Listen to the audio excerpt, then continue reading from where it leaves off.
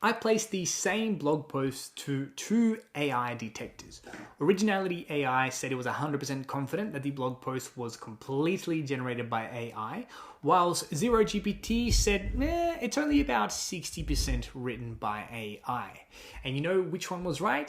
It doesn't matter whatsoever. At least not from an SEO perspective, because if we look at the traffic that blog post was getting me, the blog post in question was this one, by the way, a little checklist that I've done for people when it comes to writing content with AI. Google Analytics shows that after my homepage, it's bringing me the most amount of traffic out of all my pages. So Google must be liking it, and Search GPT and Perplexity, otherwise they wouldn't bring traffic to it. So in this video, I want to show you why and kill the myth that using these AI content detectors and bypassing AI content detectors is somehow going to help you rank higher in these search engines, because it simply isn't true, and you're wasting your time and money by using these things. And again, this is just from an SEO perspective and marketing perspective.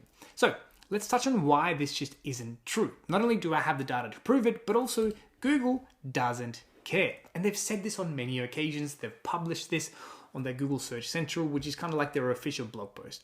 And they say here, search guidance about AI generated content. They reward high quality content, however it's produced. They understand the potential benefits of writing with AI. You can kind of tidy up your thoughts that you're kind of vomiting onto your computer in a good way, which makes it easier to read. Therefore, you're still adding value. But this also means that just because you spend a lot of time writing blog posts with your organic hands, if the blog is bad, it's not going to rank. Again, all they care about is high quality content. And before we get to, well, what actually makes up high quality content, we also need to understand that these so-called AI content detectors are bad. I mean, they're really, really bad. Peer review article studies show that these tools for detecting AI generated content only reach a 27.9% accuracy, and at best a maximum of 50% accuracy. That's like flipping a coin to see if it's AI generated. Now, this is a bit of an old study, but mind you, they haven't gotten that much better, even the paid tools, so you're probably wasting your time and, most importantly, your money. So, what makes high quality content? Let me present you my incredible design here. After years of being in SEO and running a community with over 400 members where we help them rank #1 in the AI search engine, and we do a damn good job, we can summarize good content into 4 main attributes. There's probably a lot more things that make good content, but I want to keep things nice and simple. #1 is, does it answer the user search intent?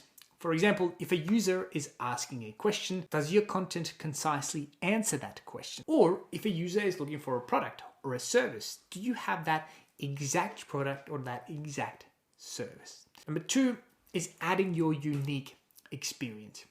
AI can very easily and very effectively regurgitate the content that it's out there, aka AI slop. But what it can't do is live your life. You see, it's your experiences, your customers' performance that you've had for them, your case studies, your wins, your losses, the things that you've learned that you need to leverage when you're writing content. Because the AI search engines love when you can bring a unique perspective from your own experiences into that content. It does really well all the time.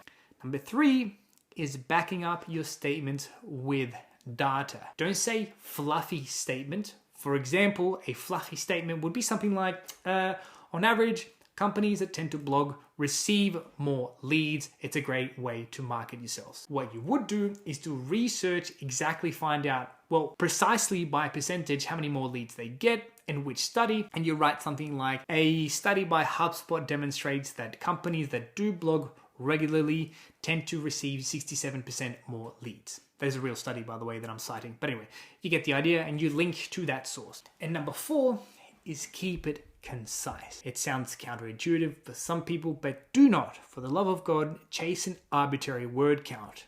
If you can say something in 100 words, don't say it in 500 words just because you think more words equals better blog. It really doesn't. It's quite the opposite most of the time. If you follow those 4 things, you're really going to give yourself the highest possibility to rank, even if you write it with AI or not. Because again, it doesn't matter. From an SEO perspective, don't waste your time and money with these tools. Now, you probably know by now, there's more to SEO than just writing content. You need to know about on-site SEO, competitor analysis, how do I get a backlink, and most importantly, how do I automate a lot of this stuff, but maintain the quality. Well, the good thing is that I've done a very long 3-hour SEO tutorial that's free that you can watch here. I'll put it on the screen that will help you learn how to do SEO with AI in 2025. And if you want to get more serious about this and speed up the learning curve, get a lot more support when you're doing SEO with AI, you should consider checking out our community. I'll leave it in the link below. But otherwise, you can help us support this channel by hitting the like button and tell me what questions you have about what we talked about in the comments below, and I'll answer the questions as soon as I can. Thanks for watching.